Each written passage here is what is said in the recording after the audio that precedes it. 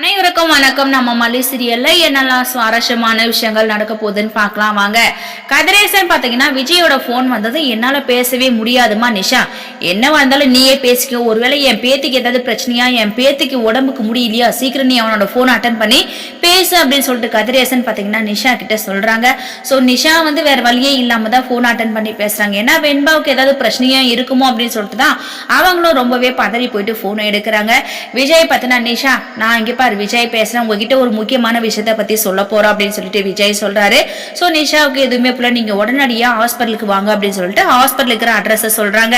நிஷாவுக்கு பயம் வந்துருச்சு. என்னமாமா சொல்றீங்க, ஹாஸ்பிட்டலுக்கு வர சொல்றீங்களா, என்னாச்சு, வெண்பாக்கு ஏதாவது பிரச்சனையா, எப்படி இருக்கா வெண்பா, நல்லா இருக்காளா, எதுக்காக திடீர்னு வர சொல்றீங்க அப்படின்னு சொல்லிட்டு நிஷா பாத்தீங்கன்னா விஜய் கிட்ட கேட்க கதிரேசன் ஒரு பக்கம் வந்து ரொம்பவே பயந்துட்டாரு. என்னமா நிஷா சொல்ற, வெண்பாவுக்கு பிரச்சனையா, ஹாஸ்பிட்டல் இருக்காரா, சரி சரிமா போனை கட் பண்ணிட்டு வா நம்ம ஹாஸ்பிட்டலுக்கு போனா, எதுக்காக நீ அவர்கிட்ட இருந்து விவரமா கேட்டுட்டு இருக்க, எதுவா இருந்தாலும் நம்ம அங்க போயிட்டு பாத்துக்கலாம் அப்படின்னு சொல்லிட்டு கதிரேசன் பாத்தீங்கன்னா நிஷா கிட்ட சொல்றாங்க.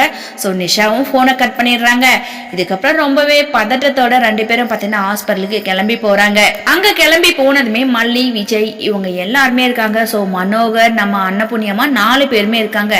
இவங்களை பார்த்ததும் இவங்களுக்கு இன்னும் பயம் அதிகமாயிருச்சு. ஏன்னா வெண்பா குட்டி வேற இல்லைங்களா.